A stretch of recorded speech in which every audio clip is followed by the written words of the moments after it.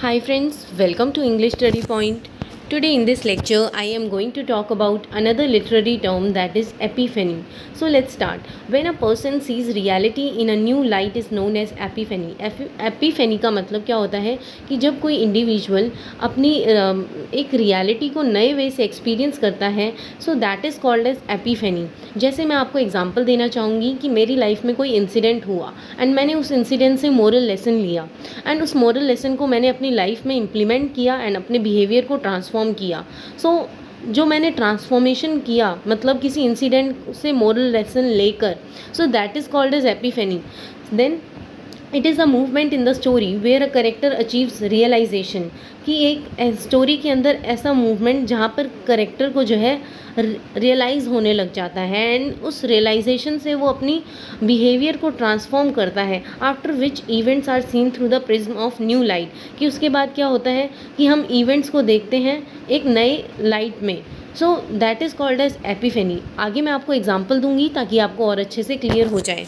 Then जैसे James Joyce जो कि ग्रेट इरिश राइटर था उसकी पोएम यूलिसेस जो है वो बहुत अच्छा एग्जाम्पल है एपिफेनीज़ का. He gave a definition of epiphany. Please remember this if you are preparing for UGC NET English literature exams. So James Joyce ने एपिफेनी की डेफिनेशन दी and said that epiphany in his writing indicate a sudden eye opener कि मतलब जो भी वो लिखता है जेम्स जॉयस किसी भी वर्क को लिखता है तो एपिफेनी इसलिए यूज़ करता है ताकि वो रीडर्स को मतलब indicate a sudden eye opener यानी कि मतलब रीडर्स को जो है वो पोर्ट्रे कर सके यानी प्रेजेंट कर सके कि मतलब कि करेक्टर्स की लाइफ में कैसे सडन ट्रांसफॉर्मेशन आता है. So regarding the nature of a person he gave a definition of epiphany and said that epiphany in his writing indicate a sudden eye opener कि मतलब जब रियलाइज़ होने लग जाता है करेक्टर को और करेक्टर क्या करता है अपने बिहेवियर को ट्रांसफॉर्म करता है किसी भी इवेंट मतलब किसी भी इंसिडेंट को लेकर. Regarding the nature of a person. Then protagonist Stephen Dedalus. अगर आपने यूलिसेस पढ़ी है तो उसमें प्रोटैगनिस्ट है Stephen Dedalus. He talks about portrait of artist as a young man. Portrait of artist as a young man. So Stephen Dedalus is struck by the image of a pure beauty of a naked women कि मतलब क्या हुआ Stephen डिडालिस ने मतलब वो जो है एक ब्यूटीफुल वुमेन की नेकेड बॉडी को देखकर बहुत ज़्यादा मतलब हैरान हो गया. Who is standing at the in the Surf at the beach कि जो बीच पर नेकेड खड़ी थी सर्फ पे. सो बीच के किनारे जो है खड़ी थी नेकेड वुमेन. सो उसकी ब्यूटी को देखकर जो है वो एकदम से मतलब स्ट्रक रह गया उसकी ब्यूटी को देखकर. Then Stephen Didalis, who is still a teenager, look at this woman. He is transformed for the rest of his life. जैसे ही उसने उस नेकेड वुमेन को बीच पर खड़ा हुआ देखा सो वो जो है उसके बिहेवियर में मतलब एकदम से ट्रांसफॉर्मेशन आई जिसे उसने थ्रू आउट फॉलो किया. When Stephen Dedalus is who is still a teenager looks at this women he is completely transform for the rest of his life. This particular incident compels him to turn to the pursue of expressing beauty.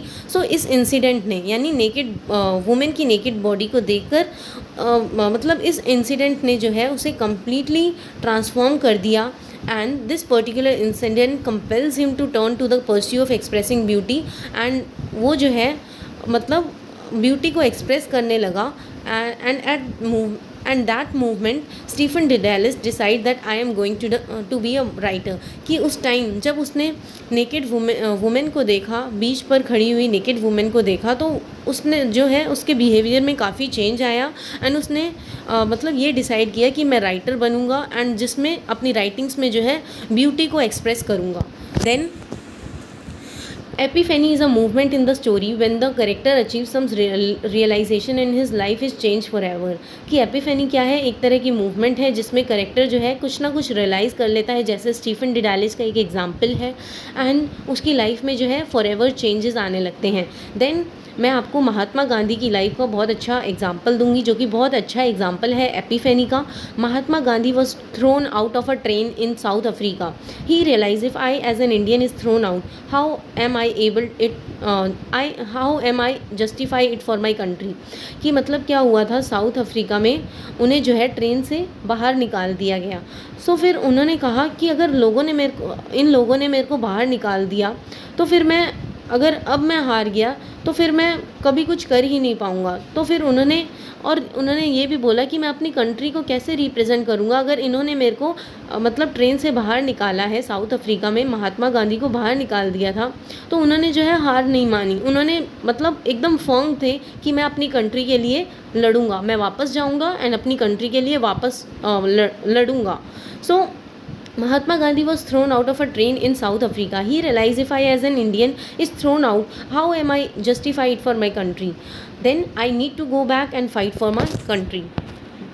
Writer use epiphany to show the growth of character, कि writer क्यों use करता है epiphany को, ताकि वो अपने work में जो है करेक्टर की ग्रोथ को बता सके कि करेक्टर जो है मतलब ग्रेजुअली कैसे डेवलप होता है, उसका मतलब करेक्टर कैसे फॉर्म होता रहता है मतलब लाइफ के एक्सपीरियंसेस को देखकर। और to provide rational for the major plot shift, कि राइटर इसलिए भी एपिफेनी को यूज़ करते हैं ताकि वो रीज़न जस्टिफाई कर सके रीडर्स को कि क्या कारण था, कि मतलब कि कौन सा रीज़न था जिसकी वजह से ये जो है मेजर प्लॉट शिफ्ट मतलब सडनली जो है प्लॉट में चेंजेस आने लगे।